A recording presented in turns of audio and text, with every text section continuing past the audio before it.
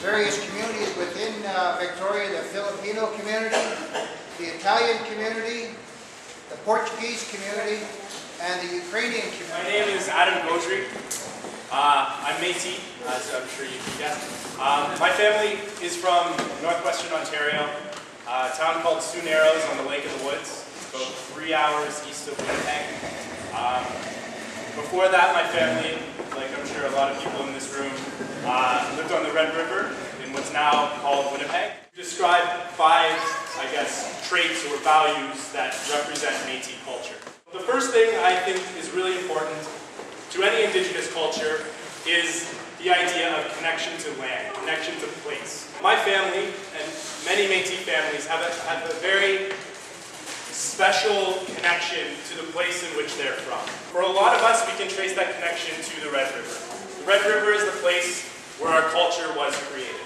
It is literally our nation's birthplace. That kind of relationship is not something that lasts only a generation. And as removed as my family has become from a direct relationship with the land in terms of hunting, fishing, trapping, living directly off the land, we still have values that are based on those principles. My dad grew up in the bush. He hunted, he trapped, he fished. He started guiding when he was 10 years old. He started hunting when he was 6. And I think the first time he went fishing, he was 4 or 5. And by the time he was 10, he was guiding on his own adult parties for my grandfather's business. And so this land-based way of life for my family was rooted in the idea that children have to grow up very fast and that children are competent individuals capable of contributing to their family. So for me, this relationship to the land is very much invested in my second principle, which is connection to family. And so Metis family is the basis for how I relate to being Metis. Metis are a family-centered people. When a Metis person meets another Metis person, one of the first things you do is figure out how you're related, right? It creates a value system that's still very much in practice today. The second question is how our community looks after each other. And I think that sense of sharing, that sense of common good is still very much alive in Metis communities, is still very much alive in Metis families. And looking after one another and supporting one another and coming together in atmospheres like this, I think is very quintessential Metis. I'd like to share a story that kind of connects these two things. I grew up in Hamilton, Ontario, my hometown, versus how my dad grew up. When my dad was 10 years old, my grandfather determined, Jim, you are now able to do a lot of things on your own. So I need to test you to make sure that you can look after yourself. So when he was 10, my grandfather put him on a boat. He drove out to the middle of the Lake of the Woods, and he said, Jim, I have a knife in one hand and I have a parka in the other. This is the middle of summer. What do you want? And my dad's like, why? He's like, because I'm leaving you on this island. And my dad said to parka, shelter first. That's why we've been trained. Grab the parka. And my grandpa left him there for a week. And this can seem negligent, I think, if viewed out of context. But what my grandfather was doing was making sure that he had taught him well. It was his test, it was his ability to look after himself if the worst happened. That's when my dad was allowed to hunt on his own. That's when he was allowed to guide on his own. That's when he became a man. And so this kind of family, land-based rearing, I think, is really central to who we are. The third point I want to talk about is pride and strength. Because I think that's something that Metis have really held on to. I'd like to, be able to tell you that our history has been great, it's been rosy, we haven't had to deal with adversity. Metis people have been through a lot, yet pride, strength remains. We're still here, we're still talking. Probably more people are open about being Metis than at any point before 1885. Even though we have been displaced several times by Canada, intentionally. Our land's been stolen, our ownership of that land has been denied. Our culture's been pushed to the margins, and it is only now, because of Metis people asserting who we are, is coming now to be acknowledged again as a central part of this place. We've been confined to road allowances, land which was ours, but we were told we were squatters. Yet, our culture persists, Louis Riel was executed 126 years ago today. His crowning achievement was the Manitoba Act. In 1869, Canadian surveyors come to survey Métis land, land that is not Canada, land that the Canadian government has not purchased and has no intention to purchase from the Métis, and they attempt to survey it. There's this moment where Louis Riel comes and he steps on the surveyor's chain, and being the only English-speaking Métis there, says, "Get out." At which point the Métis, over a number of months, established their own government and engaged into negotiations with Canada. The negotiations create the Manitoba Act, which creates the province of Manitoba. It was intended to be a Métis province. It was intended to be bilingual, which is protected in the Manitoba Act. It was intended to be a Métis majority. The land of Manitoba was intended to be controlled by the Métis legislature. One thing leads to another. Louis Riel and the government gets exiled. There's widespread immigration to Manitoba, and within 10 years, all of the important parts of the Manitoba Act that the Métis fought so hard for are repealed. The original Manitoba Act signifies something important, which is that Canada and Métis people had an agreement about how to live together. And for a time, a very short time, but that agreement was in place. And the spirit of that agreement is that we are two distinct people that have a specific type of relationship of trust, reciprocity. We look after each other very much like that family-based relationship. We are not the same people, but we are related. The fifth point I want to talk about is resistance. Resistance is very much a part of Métis life. From the very start to the very end, people have tried to tell us what to do, and Métis have followed through with various forms of resistance. The most notable being armed resistance. You know, there's this, the Hudson's Bay Company thinks they're in charge of the Red River settlement, which is the Métis homeland. It's about 90% Métis. Métis control the politics. The Hudson's Bay Company, every time they tried to push something that the Métis didn't want, there was a simple process. One charismatic leader would go get his family, and then they would get all their friends. And eventually you'd have 200 armed horsemen saying, "No, we don't want this." That has translated into many things. Métis have consistently resisted incursions onto our peoplehood, onto our nationhood, and onto our sovereignty. And I think that, combined with those other four things that I've mentioned, is really central to who we are. The value system of looking after one another, of respecting one another, respecting the space of other people, and allowing other people to figure out what's best for them. You know, like my grandfather with my dad, just leaving him to figure things out on his own, is really central to who we are.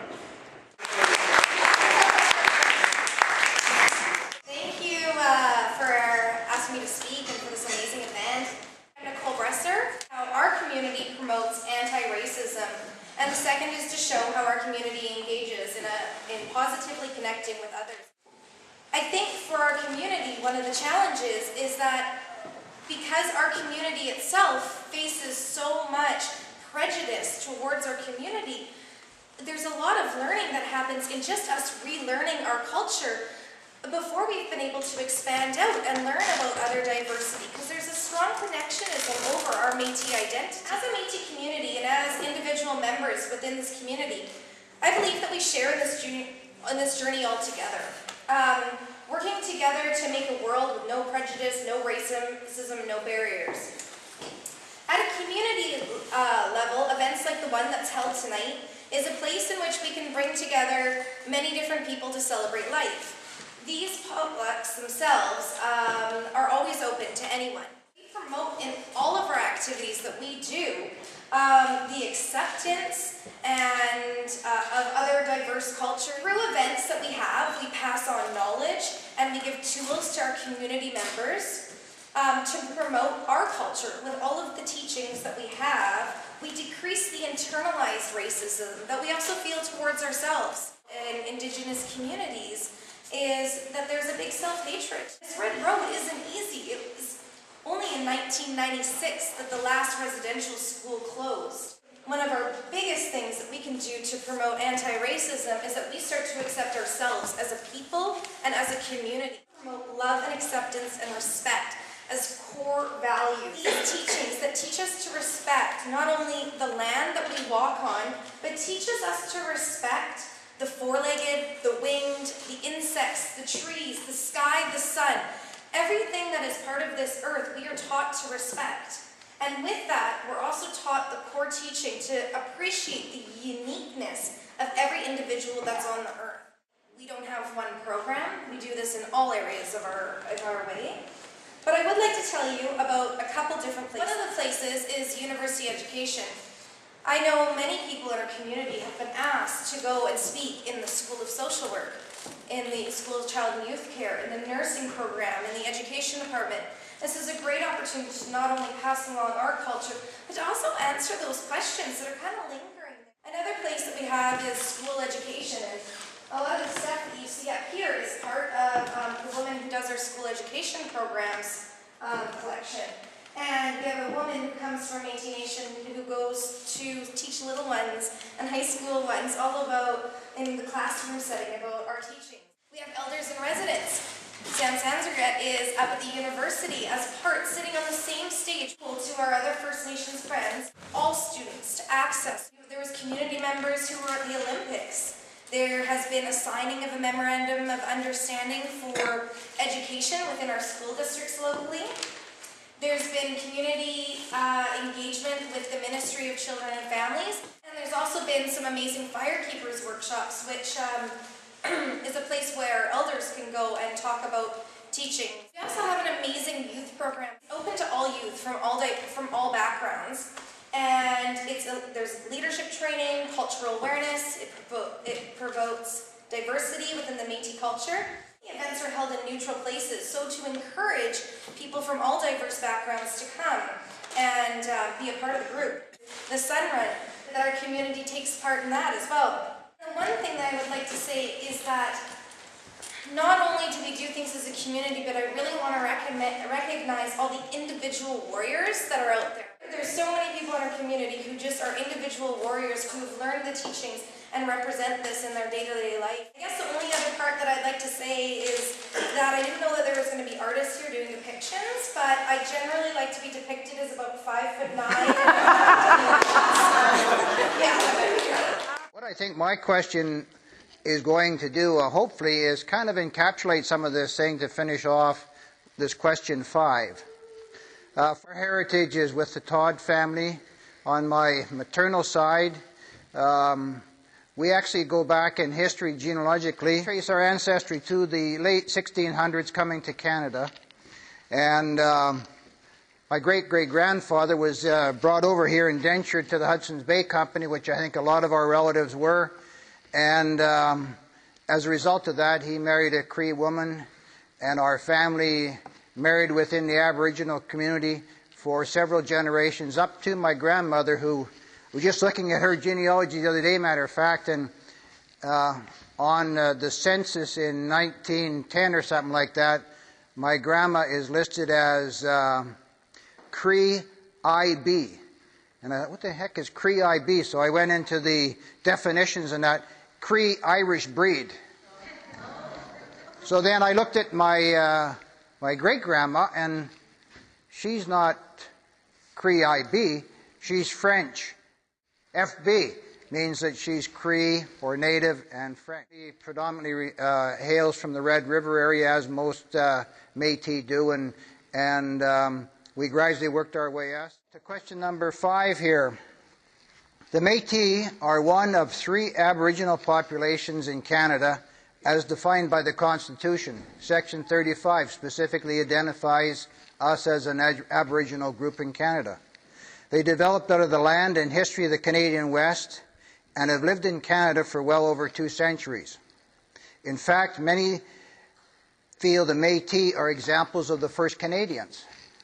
The Métis trace their roots and evolution to the fur trade, where it was common for European men, while living in the New World, to take country wives, or more accurately, Aboriginal wives.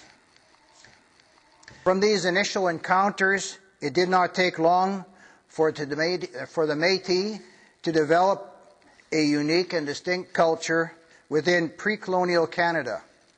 including development of their own language, arts, music, and craft. And when I say language, that's one of the keynote things when you talk about a nation. We have our own language known as Michif.